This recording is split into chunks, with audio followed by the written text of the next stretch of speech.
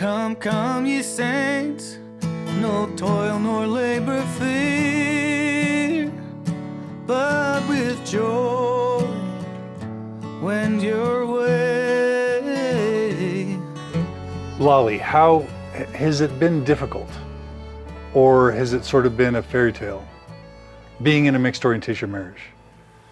You know, we've had some struggles, and I think that it would be very unfair to say that it's all been like butterflies and rainbows, because that's not the case.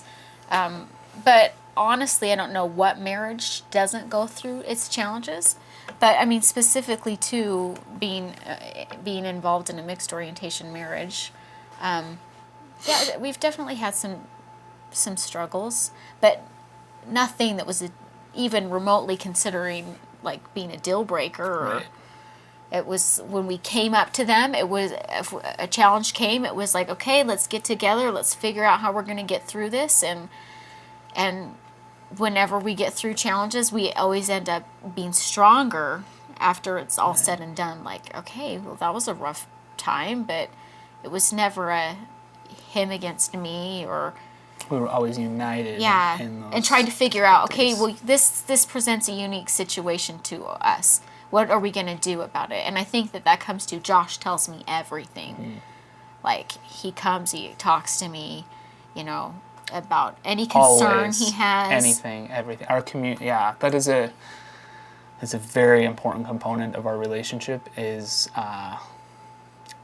perpetual full disclosure always, and I think it's a crucial element of how our marriage functions. And I think one thing that I have done is, I mean, since we did have all those years of just being friends, sometimes when he talks to me about issues that are hard for me to hear, I almost step back and I'm like, okay, I'm viewing this as your friend Lolly, not your wife Lolly, and we're gonna work through this together. And that helps me, like, to not get emotionally, like, hurt unnecessarily by something. If Okay. that makes sense. Sure. So, what I know about mixed orientation marriages is that some of the difficulties have to do with, number one, making sex work and have it not be an unsatisfying experience for either of you. Second is the same-sex attracted partner sometimes being attracted to other people, sometimes being unfaithful in the marriage, and that type of thing. Sometimes it's basic, being deceptive and just getting along. So, yeah. have you had to deal with any of that I stuff? think that's important. Like, one, the sex issue has not been an issue for Right. us. Like, it's not. Ever. We've maintained and always had a good intimate relationship, which I know is not the case. It's I mean, not we've talked to a lot of universally the people, case. and so yeah, we've talked to a lot of people, both straight and gay, in mixed orientation marriages and straight. Straight So I marriages. mean, it's kind of you can find that problem in lots of different marriages, but that's not something that we've had a problem with. and I think So that there sex are has some never been reasons why. a real... No. It's not been a real issue. I think you said that you guys have a sex life that maybe is on par with or better than many of the straight couples Right. you know. Oh yeah. Right. See, that's mind-blowing to us straight people Sure. who like sex. We're like, how Right, is like, what this? are you doing? Like, How is this that possible? happening? Well, if you could get our friends in here and interview them, they would say the Like, same thing, yeah. like, about us, because they know it's true. Your friends know? Oh yeah. Well, we talk. Friends know. talk. Yeah, sure. So And most of them didn't know about this in our marriage, so we would just talk about sexuality in general. Right, But right. I think that there are a few things that helped us in that arena, and the main thing was that as we were very, we had very low anxiety as we engaged in the sexual component of our relationship. So we had very high levels of trust, and we were able to have very low performance anxiety, for lack of a better term. So it was like we were going to be okay with whatever happened. So the pressure was very much off. So there was, and I think I can imagine that what happens is that I could completely imagine there being kind of a spiral effect if there was this kind of feeling of pressure, and then there was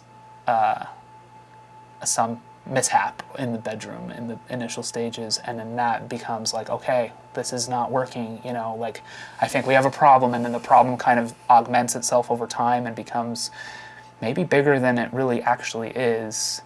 And we avoided that completely. In fact, I don't think we were a go from the beginning, you know, like we did not have the, I don't know how but to I say think what I'm some of saying. that does have to do with like the spouse, the heterosexual spouse. How are they viewing themselves? Right. Like Yeah. You know, because if you're going into it like, oh, he's not attracted to me, what's gonna happen?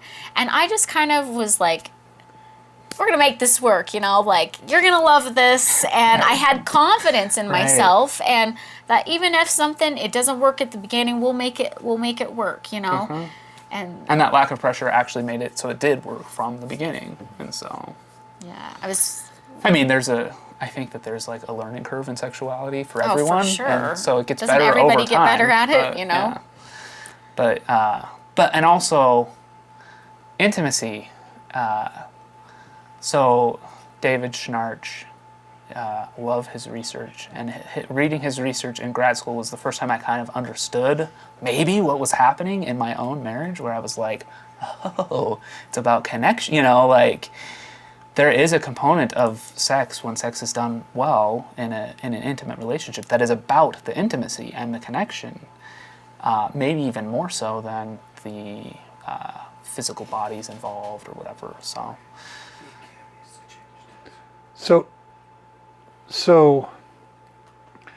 you know, one question that people often ask is, does the same-sex attracted partner have to visualize someone of the same sex during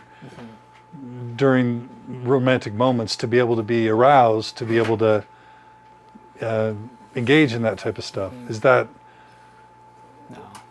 That's not what you have to do. For me, no. In fact, to the contrary, if there ever was a time where that happened, you know, accidentally kind of occurred, it was not good. You know, it was like we would process it. It was not. It felt very incongruent and not good, and so no, that's really not. Hasn't been required, nor is it even like. Males are very tactile. You know, there are ways. There is. I guess if you can stimulate yourself, right, heterosexual or not, right, someone else could do the same. But I know Precisely. that I've heard other people Right. say that, you know, they do have to We've had picture friends that like literally could not perform in that way unless they were picturing someone else. someone of the same gender, you know. So I see why that concern would be raised, but for us, for whatever reason, that has not been the case. So. And Lolly, the stereotypical concern for someone in your shoes vicariously is that, you know, a woman wants to be loved. She wants to be ravished. She wants the man to think she's, you know, something, you know, really sensual, and she wants to feel adored and like she's beautiful. And having a man who isn't naturally attracted to you or to your gender could cause you to have issues of self-esteem, and could cause you to not be fulfilled. You know, something that's just completely overlooked in Mormon discourse and probably American discourse is female sexuality, and how important sexuality is to women, not just men. So true. And people would say, oh, it's too bad for Lolly. You know, she has to sort of get the scraps and be with the man who's not really attracted to her, and not be with someone who thinks she's hot. Yeah. You know? Yeah, well, when I hear that, it actually kind of makes me mad, because it's like saying that I don't have any self-esteem and that I kind of settled. Like, well, I guess I'm not going to get anybody, so I'll settle for Josh. And I'm like, what? That is so not the case. You know, it was not. I remember having conversations with my roommates at one point, and all of them were worried that they wouldn't get married. And I was the only one that was like, of course I'm going to get married. I don't know why you're worried. I never thought I was settling because I didn't think I'd find anybody else. I was just never anything. I've always had really good self-esteem. And I, you know, where that came from, I don't know. My parents did a great job of telling me that I was wonderful and that I was worth it, and that, and I didn't have, I don't know. I think I was just really blessed, and so that is not an issue. And in terms of like wanting to feel, hot and beautiful. Yeah. And sexually desired, yes, and being sexually fulfilled. Yes, which of course that was my main concern in marrying Josh, was like, I wanted to be sexually fulfilled. I think it's important. I think it's part of the plan of happiness. I really do. Like, we are meant to be sexually fulfilled. There's purpose for that. And so I went into this thinking, okay, we're going to make that, it's going to happen for me.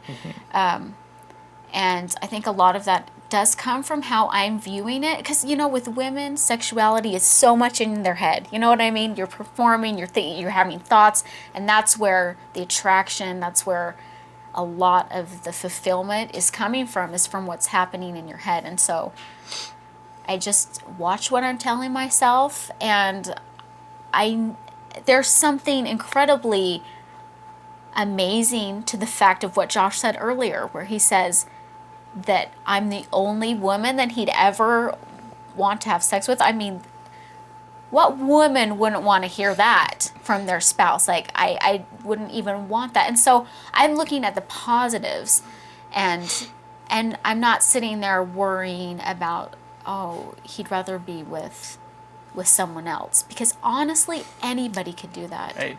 Like, I've got friends who they find out that their husbands are like really deep into pornography, and they're there thinking, my husband doesn't want me. He doesn't want this body. He wants those supermodels. He wants those girls he's looking at on the internet. And then they find themselves in that, like, I'm not worthy. I'm not good enough. This isn't who he wants. And I just think women in general, we can't go there. Like,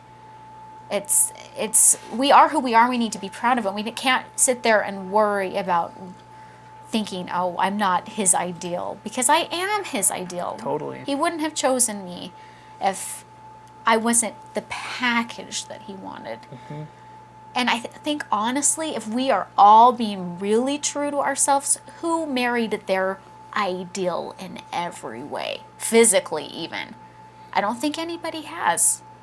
I'm sure somebody has. Well, I'm sure. Okay, so maybe someone married, some amazing supermodel. But even then, there would be more. Yeah. But I'm Right, sure that's they're what she's lacking. saying. There's emotional, there's Yeah. spiritual, Totally, there's totally. personality, there's compatibility. Yeah, and absolutely. even talking strictly physical. Right. I think the majority of people kind of settled, but And is it? Yeah. it's not settling. It's That's the whole they point. traded. Is Like, you get a package.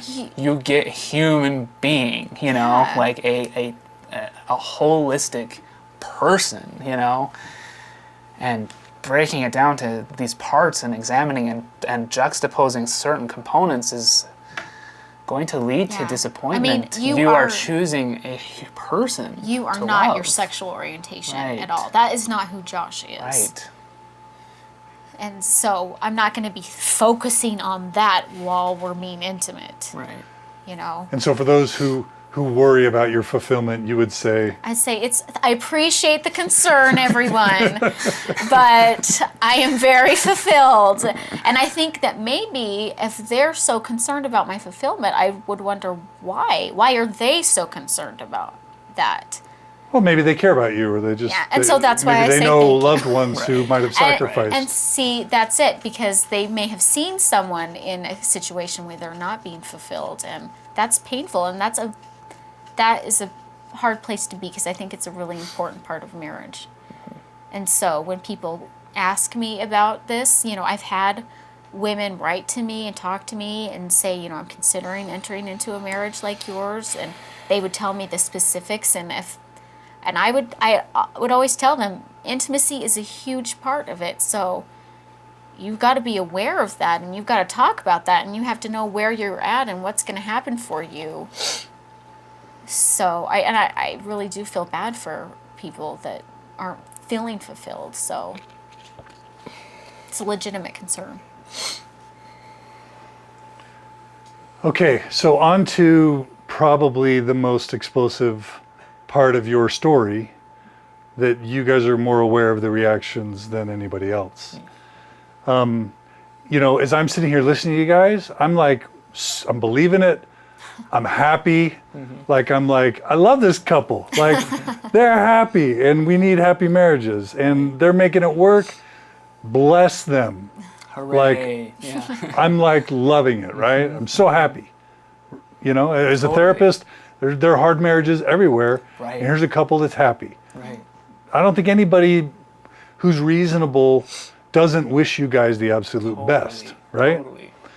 But, you know, the obvious reaction to what you guys have done by coming out is, on the one hand, it's an act of authenticity. It's like, hey, we exist. Right.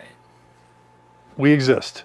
And I've read your original blog post, and I believed from the very beginning that you were very responsible in saying this works for us, but we're not holding ourselves up as a role model for anybody.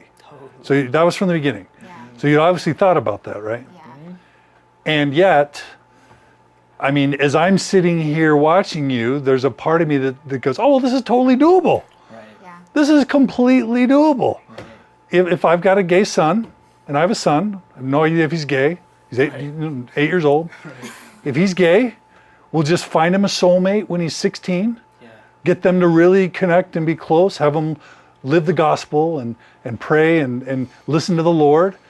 He'll go on a mission, he'll come home, she'll fall in love with him, they'll get married, they'll communicate really well, you know, they'll not bring any anxiety to the marriage, and so they'll be able to be intimate in every way, and they'll have this sweet, tender relationship just like you. And that's what, as I've heard, thousands of parents of gay and lesbian Mormons across the country have done with your story. They've sent the story to their gay or lesbian child and said, look, they're doing it. You guys need to try harder. Try harder. Yeah.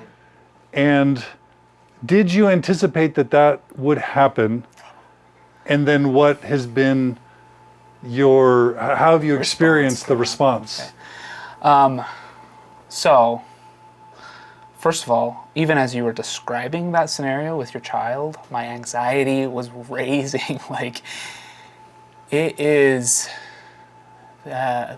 life is not formulaic in that way, period. You know, yes, we have templates and we have things that we can look at, but that's just not how life works. But anyway, so our intentions in posting a blog post on my then, like, I had like 300 subscribers. It was a humor blog of the most ridiculous, you know, like just like satirical, totally dumb posts that I found funny, you know.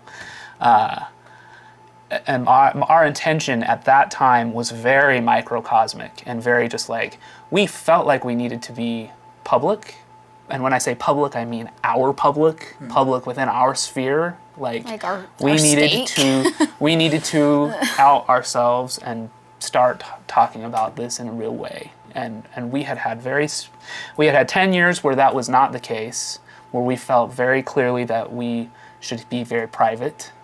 And we did some writing anonymously and attracted some attention at times, and we were very much like, meh, you know, like anytime that even started to happen, it did not feel right at all. But then, yeah, it was about a year ago now that we started to really feel that, number one, it was important for me to be authentic and to not be ashamed of this circumstance in my life.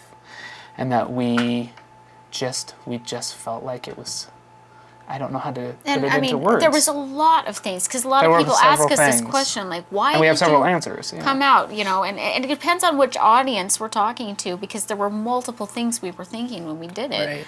Right. One was, that Josh wanted to be authentic. Two was that this was going to come out somehow, eventually, because we were starting to tell more people. I had just decided, after a long kind of in my own therapy, I had just started my private practice and I have not been practicing for very long. And I had just come to the conclusion after a lengthy kind of deliberation that I was like, I think I do. I would like to perhaps work with the population of people who are gay and trying to reconcile that with their religion. And as I do that, I would like to be I would like to disclose where I'm coming from, so that they know who they are talking to, so that my clients would feel empowered to know what they are paying for in therapy with me. And so that was like, We didn't want it to. I didn't want to tell a client and then have a client, tell a good friend that we've known for like 7 years, and have people find out in these weird, circuitous ways that, this very important part of our lives. And so, And so that was a consideration. we started thinking, and then when we really started contemplating, what is this going to mean for us once our family and all of our friends and everyone knows, and it starts to get scary, and like, well, what are people in the ward going to think, and it got to the point I was like, why should this even be happening? Why should we be concerned about what people are thinking of you? Why shouldn't you be able to talk about this more openly? And this is the problem. So I started to realize that there's not enough people talking about this. We shouldn't be scared to talk about this issue. And the more we started thinking about it, the more we thought, okay, you can just be honest about this. And so then we were like, well, how are we going to tell our people? So we contacted the people sources we knew at the time, and we're like, is there anything happening? We heard about Kendall Wilcox's thing and contacted him, but that didn't happen, We're like, I guess that might not be, we were just trying to find, like, how are we even going to do this? And then finally we were just like, We'll just post it on your we're blog. going to post it on the blog, and just throw it out there, and then everyone we know, everyone in our stake, and everyone on our, like, all our Facebook friends will be able to read our words and not hear it from the rumor mill, but be able to read what we are saying and know where we're coming from. And so, Did you have a sense that it would become sort of a national story? not no. in the slightest. You like, didn't? zero. We were in In Yeah, fact, because you're not the only mixed orientation Right. marriage. No. in We've Mormon, known, right? we've known various. And so, our good friends had been kind of on the news before, and he was open. They have since divorced, but, so we had seen mixed orientations marriages kind of be more public, and we had no sense. We thought it was kind of a passé story, like, here we go. Like, ooh, Yeah. And even a now, gay man is married to a woman. Wow, like... I think we still find ourselves being like, why do people care so Right, much about right. us? Like, who even are after we? the initial months, because so we published it, and then it went like super major viral, and Within like the next day after posting within that it. night, I mean, we were getting we posted calls. it, went to a show, and came home, and it was already just like proliferating, and it was unreal. We woke up the next morning, and it was just like we were in a different world. And we're still in Yeah, that. We are currently in that different world, like in this moment. But- I mean, it was just unreal. But I mean, to go back to this, did we think people were going to use our story in the way that they have? Right. Like, no, No. we didn't think that. And it actually makes me, I have sat awake trying to figure out ways to stop that from happening because I feel a responsibility. Like, And obviously we had a sense of that possibility because we talk about it on a very much smaller scale. Like within our community, we were like, listen, this is not being, like we were, but yeah. What were you going to say, Lolly? Sorry, I interrupt her good. No, constantly. Continue to Okay, interrupt me as I Okay. do that. we interrupt each other, so we have a lot to say. I do think it's important to get this voice out there that we are not saying that this is right for everyone. And in fact, when I contemplate the idea of saying my daughter coming to me and saying, I'm marrying someone that's gay, I would be very concerned. I would be. There were things I would want to know. There were questions I'd want to ask. I'd want to know what their expectations were, how they, what were they thinking was going to happen, how their communication was. And so to put that kind of pressure on someone to expect that everyone could achieve what we have is totally unfair and unreasonable. Not realistic at all. And does not account for the fact that people are living their own lives. Everyone is living their own journey, and it will they're all going to be so different, and there's no it pains me because I've heard people ask things like, I don't even know how to phrase it. but things like, I think Kendall Wilcox, to mention him again, asked the question, do you feel like you're like better than, or living the gospel better, or more righteous than me or other people? And that thought just, like, it pains my soul to think that someone might think that. There is no, we do not as human beings have the capacity to look at two different lives and evaluate what is happening there. You know, like, we are seeing snapshots of each other, essentially, in a moment of time. We don't have the comprehension of history nor futuricity. I'm making up a word, but, you know, like, we do not have the ability to look at someone's life and evaluate that life in any way, really. We are commanded not to judge each other, and there's a reason for that. It's because we can't. We have no ability to do that, nor should we. And to think that someone might worry about worth or themselves as they look at another story, or at my story or our story, is very, very troubling and makes me sad. It makes me... And I think that just is a reflection on Mormonism as a whole, and I think we do this so much, and it's bad. We look at each other and we see what we want to see, and we make ideals, and we create realities that aren't even real, and we start trying to fit each other and ourselves into boxes when it's not healthy and it's not good.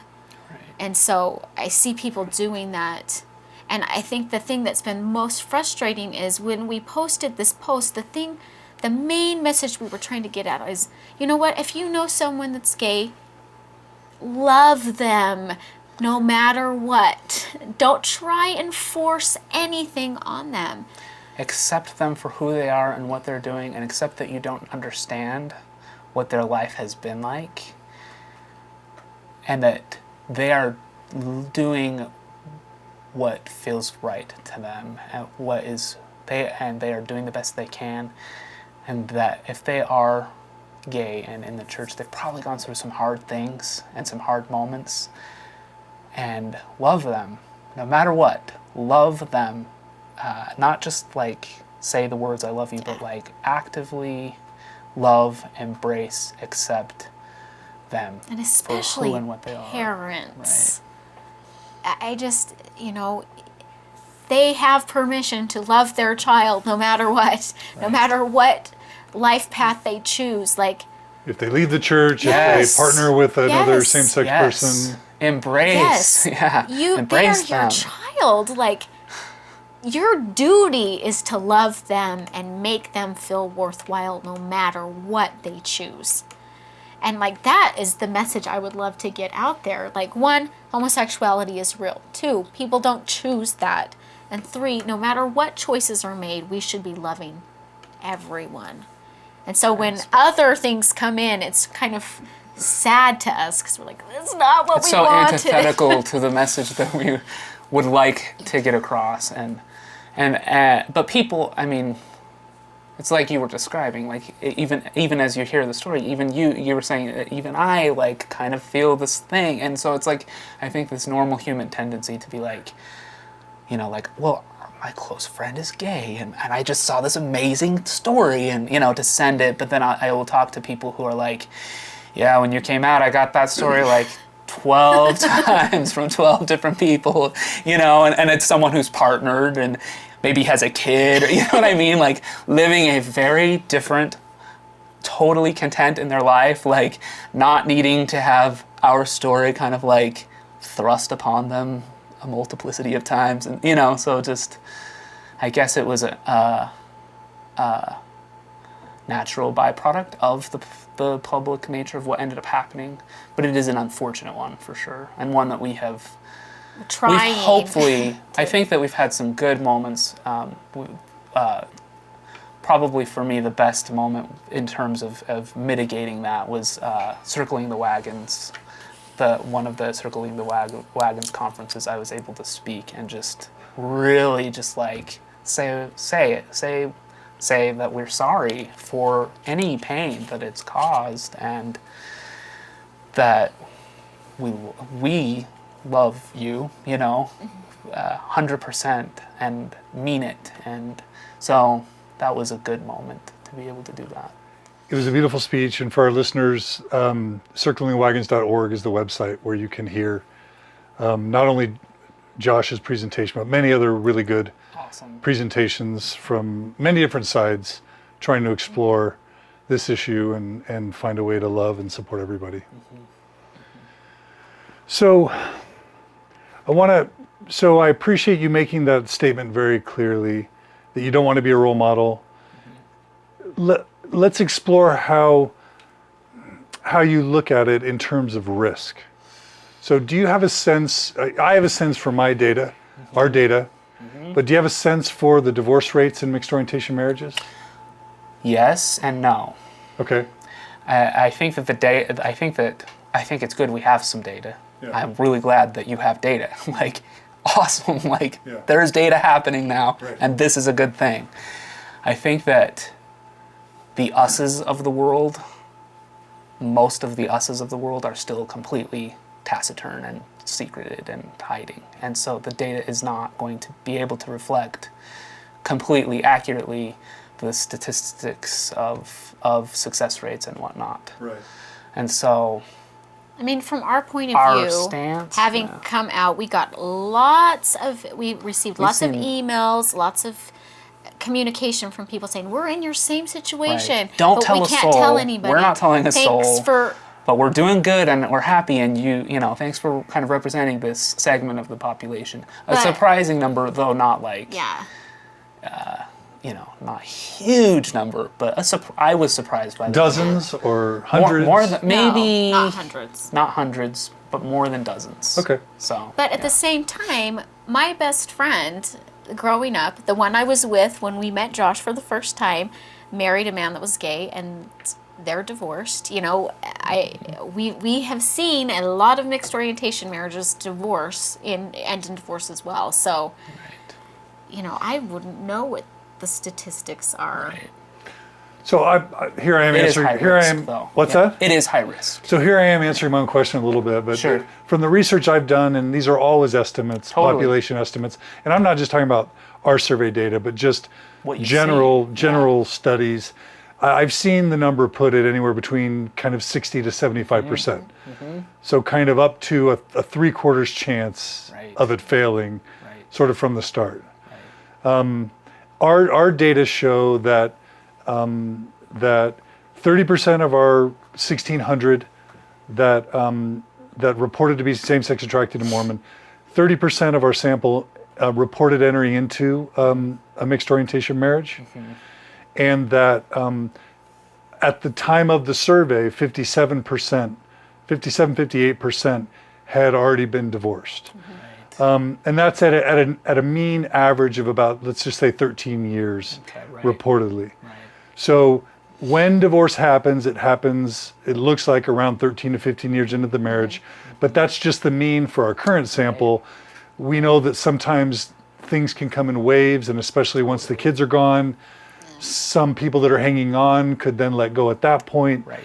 So I don't think it's unreasonable to think that with our sample, which again is not a random sample, but it's the most representative and largest sample I've ever seen, Right. not just within Mormonism, but probably Period. outside of Mormonism. Right. It's looking like it's going to be anywhere between 60 and 75%. So that's, when you look at the fact that first marriages, there's this common perception that half of all marriages end in divorce. That's not quite true. Right. What we find is that about 40% of first marriages end in divorce, but about 60 survive. It's those divorces that lead to second, third, and fourth divorces that bring the average down. Right. So if you're looking at a first marriage, you're looking at about a 60% success rate. Right. And it's Versus looking like if you're in a mixed orientation marriage, that's like a 25% success rate potentially, or a 75% failure rate. Risky? Yeah. Do you guys say it's Absolutely. risky? Absolutely. Yeah. It is risky. Very risky? Like Whoa. alarmingly risky? Like the question that I formulated, I'm sorry I'm going on here. Do your thing. If the Surgeon General was going to put a label on mixed orientation marriage, Yeah. would it be a big red label saying, warning, mixed orientation marriages can be hazardous to your health? Yeah, I think so. I do. I do think so. I do think so. I think, yeah, that would be fair to say. Right. I do have some thoughts though. Yeah, please. So, But you do say, beware. Oh, Absolutely. for sure. Okay. like, and I think that ties into the thoughts that I'm having. Okay. Is the numbers that we're looking at are marriages often entered into with wildly inappropriate expectations of what a mixed orientation should and can become or look like, or what sexuality can do, you know. So these are marriages where it's coming from kind of that stance that I was within, like in the early 90s, where it's like, and if you get married, you're going to be okay, and then everything will turn out fine. And so people are entering into these unions with an expectation that in some cases, and probably many cases, that the homosexual component of that marriage will over time either diminish or disappear entirely. And when that doesn't happen, that's got to be very painful, and that's going to affect things. And so And you, well, sorry. I was just going to say, so 100% I would say marriages under those pretenses, do not do it.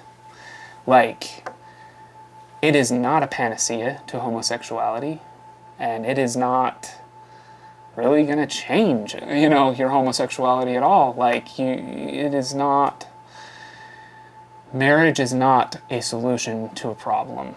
Marriage is something different than that, completely and totally. And so, yeah,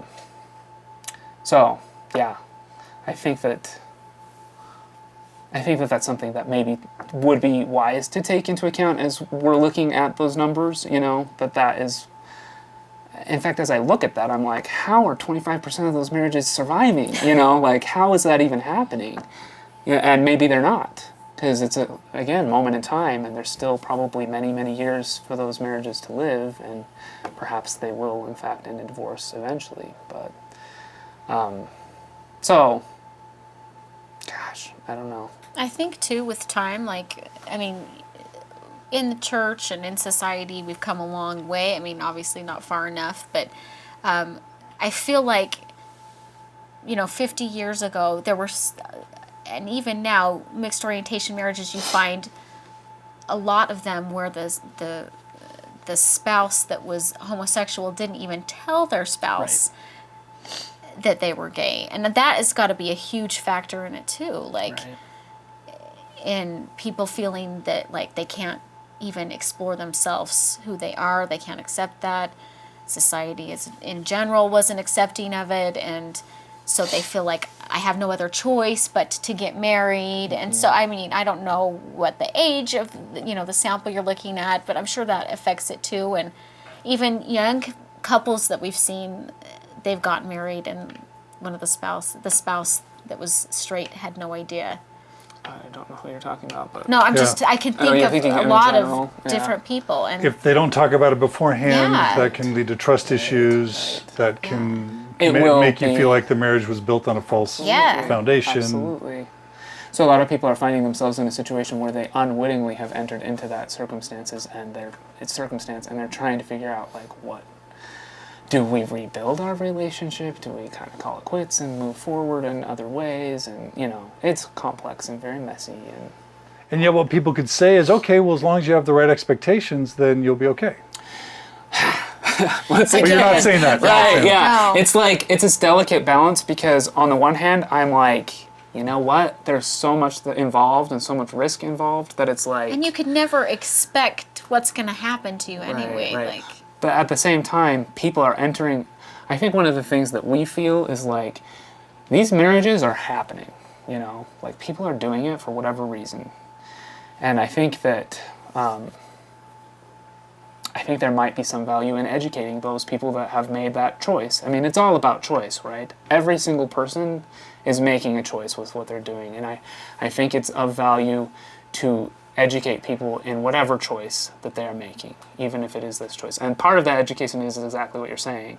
Look at this data, like, take it seriously. Like, this is a genuine statistical analysis, and it's not, numbers are not lying to you, So you guys could look at the person in the eyes and say, danger, be careful, caution. Yeah. We would look at our own children and say that. Would we say, never, never do this? No, because this is happening. This Free is will, working right? for us, and free will, and let's respect everybody's decision making. And also, there is some small, maybe infinitesimally minute possibility that it might be the right thing for that person. Who knows? Right. But absolutely, like Lolly said, if our child was considering a mixed orientation marriage, we would not be like, cool, like, we would be really, really concerned, and much like her parents, very like helping them to explore kind of what they're doing, and talking it through, and talking through numbers, and talking through what it means, and but then ultimately still allowing them to make the choice that feels right to them. So I have a quote from a friend who was in a mixed orientation marriage, and it didn't work out. And she wrote, "I'd love to know what they would say to someone like me. Did I just not have enough faith? Am I not as good a person as Laurel? How do they explain the overwhelming failure rate of mixed orientation marriages? And do they think that anything they could teach people would help? Is it just that most people are sex obsessed and selfish, or are they just lucky?" And what would you say to this person who comes to you, Laurel, and says, I really did try, and we really did communicate, and we really loved each other, and Heavenly Father told me to do it, and it's failed? Yeah. I would definitely say I would never think that, what was it that she said, am I just not as righteous? That I would never think that.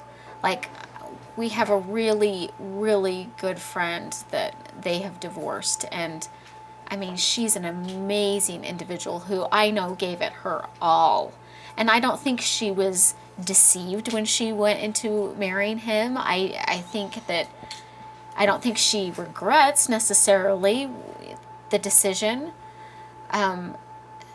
So, and that's hard. I would never think that we're more righteous and that's why we're making it work. Silly. So lucky? In some ways. Yeah, I would. Yeah. I definitely. Blessed, perhaps. I mean, lucky this is / blessed. That's tricky, because then they'd say, why didn't God bless them? Totally. This is the And this is where it's like, where it I does was get thinking of a tricky. friend that is struggling right now because she was abused as a child. You know what I mean? And so when she hears things, she's like, well, am I not as loved by God? To have been given a childhood where I wasn't abused, And so when I say, I don't want to say we're blessed, because then it does make it seem like Favored. the other people aren't as blessed. Less favored. And that, I don't think that's the case, and I don't understand sometimes. Like, I don't know. This is very interesting. It's a very good question, because because I do feel like when I say that, I do not like the tendency that we all have to compare life journeys, but we have to, because we're living our lives, right? But like,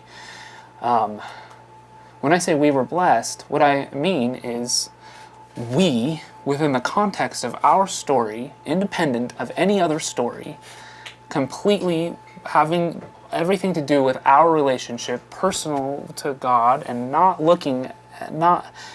it's like every single journey is its own entity. And there are avenues in which I have been blessed and avenues in which I have not been as blessed. And you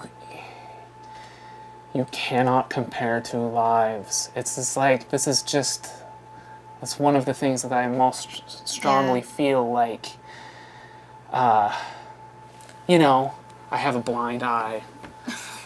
and most people have 2 eyes, you know, and I'm like, I would look at someone with 2 eyes and be like, you were blessed with 2 eyes, and I don't know if this comparison is even going to work, and so forgive me if it doesn't, we get to the end and it's if you feel rejected, but but I guess I don't know. When I think about your friend who wrote that quote, and I think Right. about my friend, and I think that I can look at her and say, you know what? I know that God loves you as much as He loves me. Right. And that she's probably amazing. Yeah. And she probably gave her all. And like her situation makes me, you know, like I'm actually even getting emotional thinking about her sitting writing that question. She's probably awesome. And maybe she's and still. I think she's, you know, and like I would not. Our story does not reduce her awesomeness in her situation at all. We're just living our life over here, doing our thing, you know, and like, and her amazingness as a human being is not informed in any way by what this thing that we're in is at all. Like, period. Yeah. I mean, I think about my best friend who's divorced now from her gay ex-husband. I love them both a lot, and they're still really good friends, you know, and I think that's just, it's just life circumstances, and they're good people, and for whatever reason, we don't know why it doesn't work out. This is why comparison doesn't work. I look at my parents, and my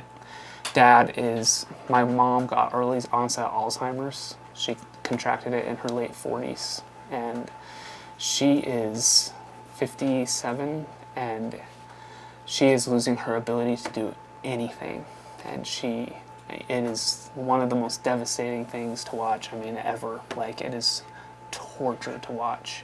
They have plans to go on missions. He's not even retired yet from CES. He still has like 2 years, but he's having to worry about like caring for her and whatnot, and somebody looking at lives in a comparative way could be like, wow, what did you do wrong? You know, like, and it's just, I don't doubt the love that God has for my parents at all. Life is just messy and hard, and things happen, and we're all doing the best we can. We're all trying the best we can to live the lives that we need to live, and hard things happen, and good things happen. And we take the good and cherish it, and we try and work through the hard, and we're just all trying to support each other in this journey, and that's what it all comes down to. And that's why love is so important. That's why we have to just look at each other and not judge each other and just love each other truly, deeply, actively, and without judgment, love each other and support each other in this journey of life. And when you're saying not judge, I mean, talking about your friend that wrote that comment, like, no one has the right to judge her. No one has the right to judge her ex-husband. That's what it is. And sometimes I think people think we're too, like, Peter Priesthood, Molly Mormon, Sunshine. Yeah, because we say, we just need to love. But we're being real here, and this is not even like just love them in a fake way. Like, I'll say hi to them at church and be civil. Like, we're saying, like, care about them. Find out about their lives. What do they need? Be their friend. Like, love them in a genuine way. Be accepting. Don't judge other people. Like, I wish there was a better word for Yeah. love. It's so, like, it just doesn't, it's not adequate. So I feel bad for marriages that, you know, mixed orientations, and I no doubt they went through a ton of pain And work. and are still, you know, going through a lot of pain. And so that's where we're saying, yeah, put that label on mixed orientation marriage, to be careful, because it's not, risk. there's a lot of risk, and families are torn apart. Her grandma is still alive, you know. Yeah. And has been alone for My grandpa 30 years. died of AIDS and was never a part of my life. You know, it is very risky, and I see the effects it had on my tried grandma. hard, you know, and I she- love my right. grandma. Like, Right.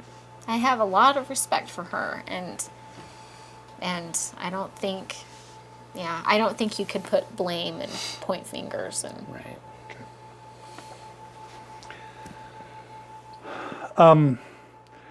So I have a few sort of almost. You guys have done great so far. I really appreciate it. I have a few kind of almost, I want to say, political questions now that really don't have to do with your story. There's just a lot of people that want to know your positions on certain types of things. So answer what you're comfortable answering, and if you want to say no comment. We've talked a lot about We have this been trying to decide amongst ourselves. whether to be open. Because we have a difference of we have different opinion feelings as to about whether or it. not we should be open. Whether you should be open, let alone whether you agree on certain Yeah. issues. We happen No, to agree. we agree together. We whatever- have the we same happen to opinion agree on the actual generally. issue. It's just, I feel Well, like let's we'll go let to the you go. question. We're jumping the gun here. All right. So what would you say? Would you say that you support gay people or lesbian people who choose to enter into same-sex relationships? Do you support that choice? Yes. I want people to find their truth Yeah, and their own absolutely. happiness. That's not hard to answer at all. Yeah. Do you view that as a sin To support their choice. to be in a same-sex relationship? This is okay. This is once again where we get to not comparing, right? I am not going to look at another person's life and say, what you are doing is a sin. Like, I am totally assessing your life circumstances right now, and you're messing it up. Stop that. No. Like, I am able to judge my own circumstances, and obviously I made a different choice than that. Draw whatever conclusion from that you wish. But I will never look at someone and call them a sinner for the choices that they're making in that regard. I don't think that's appropriate at all. Does that lead to any concern about what you're taught? You know, being LDS, you're taught that it is a sin. So do you have to reconcile that, or is that something you just suspend? I have to reconcile that within myself and for my own life journey. But I don't have to reconcile that for anybody else's life journey. Do you say, Heavenly Father, why are you calling that a sin? No, I don't say that. I think that your relationship with God is very personal. And I truly believe that when you have a connection with God and you take that to Him and you are really wanting to do His will, He'll tell you what His will is. And I think it's different for different people. And guess what? It's not going to be me and Jesus Christ up there judging the gay population. It's not. So I don't even have to worry about it. My role is, hey, you're a great person.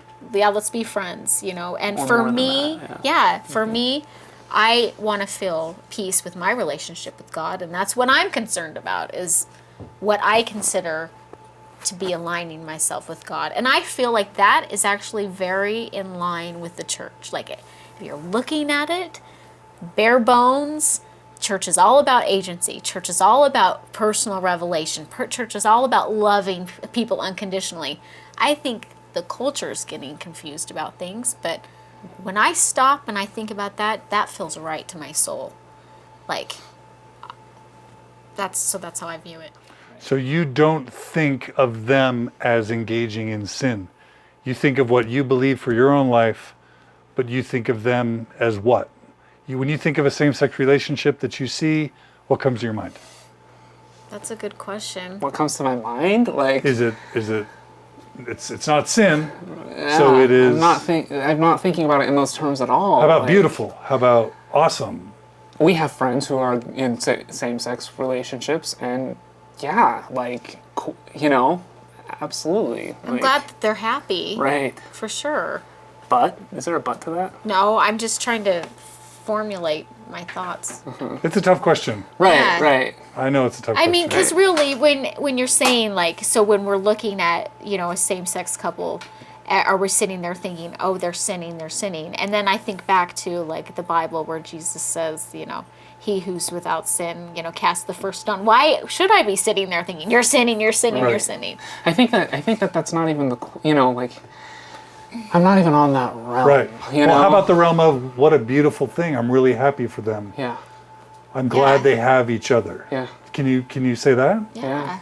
I have a friend who he was seeking a relationship for many years and has finally found one that he's been in for a while, and I am nothing but happy for him and them, and like, it's good.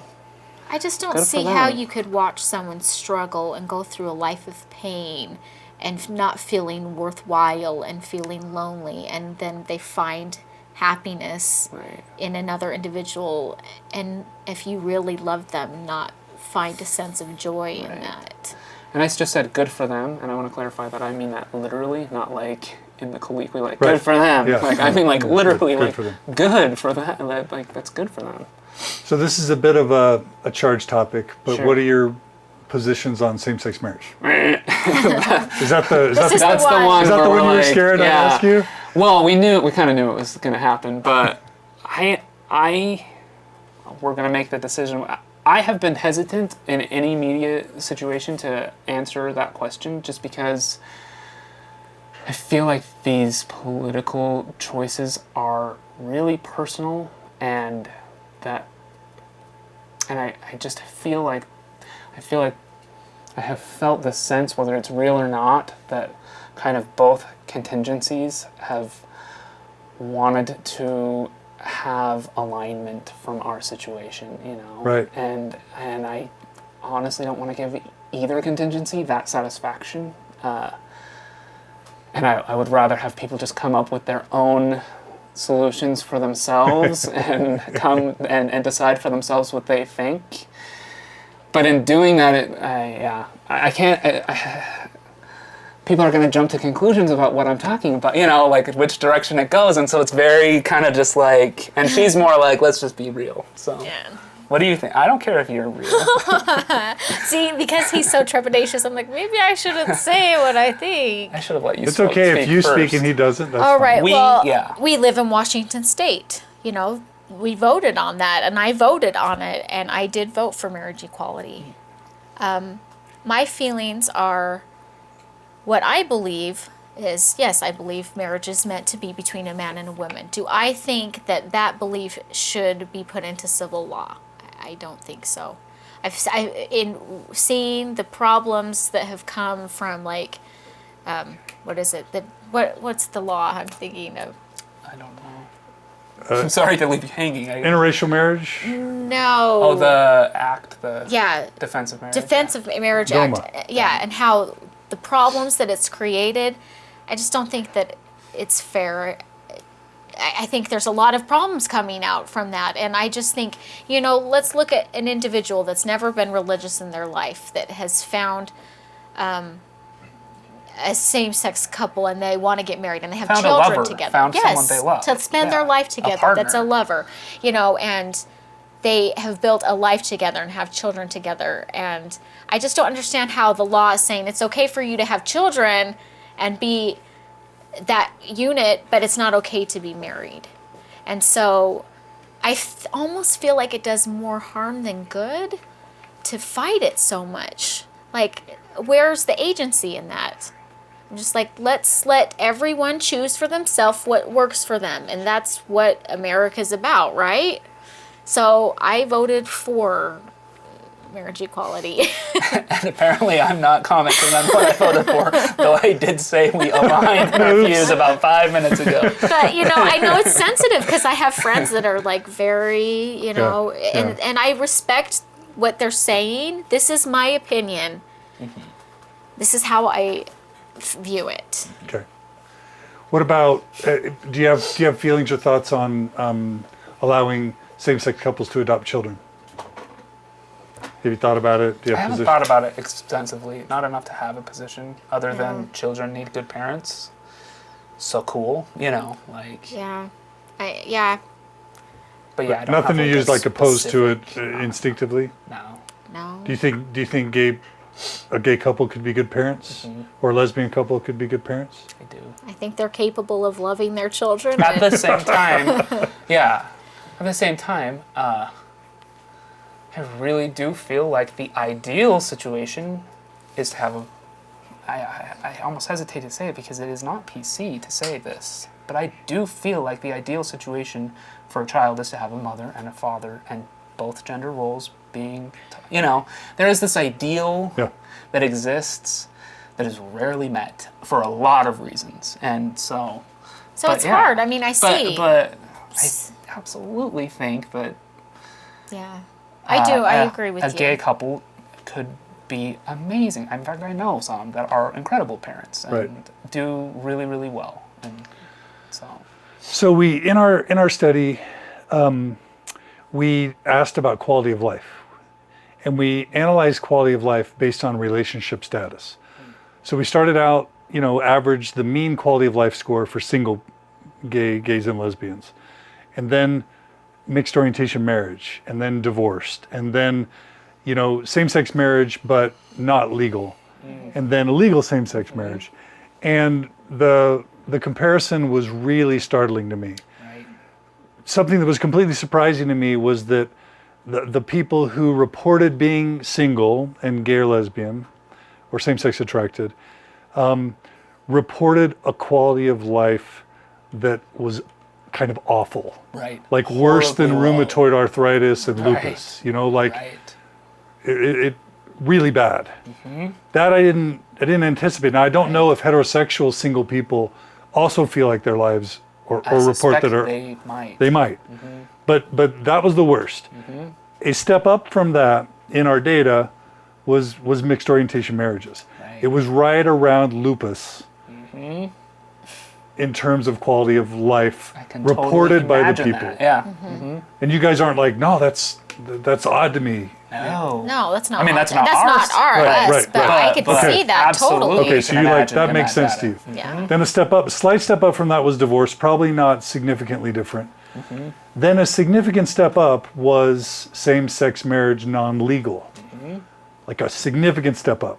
Does that make sense? Yes, I've seen this. I've seen the report. And then for some reason you get a jump, and this could be selection bias, this could be sample bias. You get a jump up, and the only category that actually exceeded the national average for healthy was legal same-sex marriage. And does that all seem what you would expect based on your experiences? I could see that, yeah. Okay. Yeah, especially given what we were talking about in terms of the quality of the mixed orientation marriages that exist right now. Lupus. I mean, it's that would be a whole lot of not fun. Specifically thinking of that, and then thinking of having your culture substantiate your relationship. First of all, no longer being single as an adult in the United States who wants to be married, I would imagine would be really a bump up in quality of life for sure.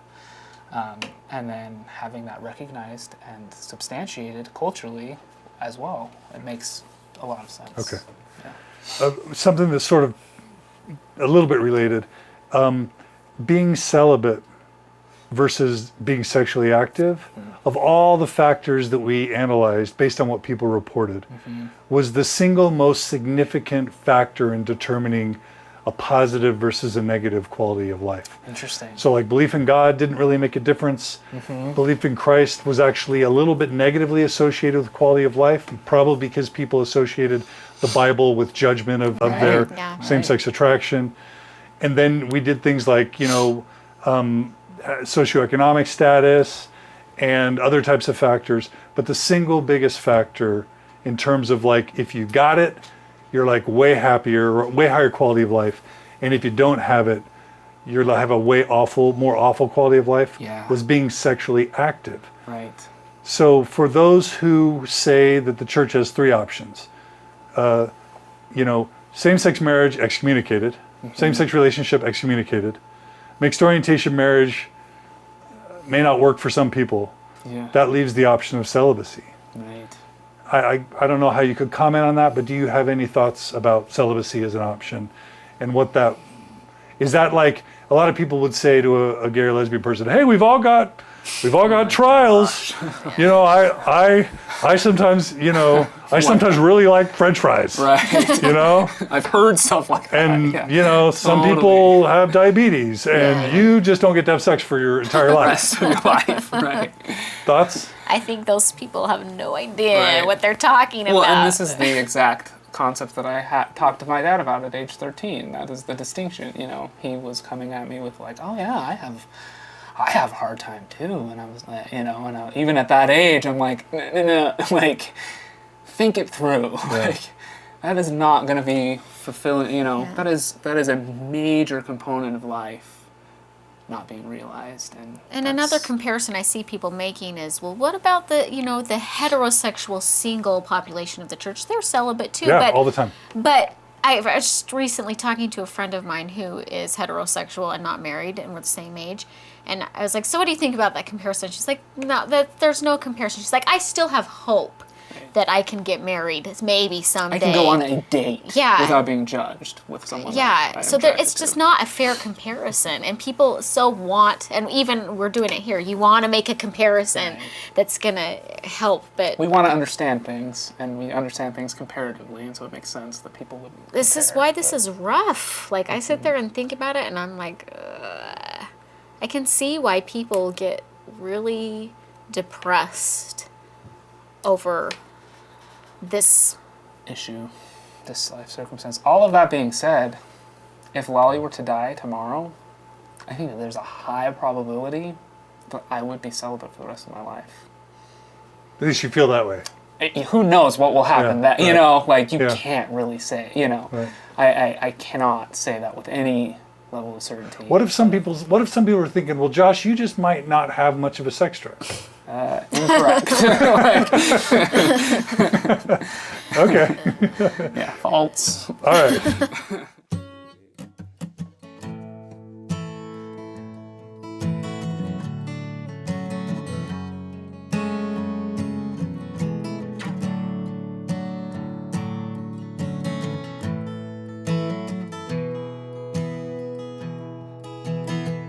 Come, come, ye saints, no toil nor labor fear, but with joy wend your way.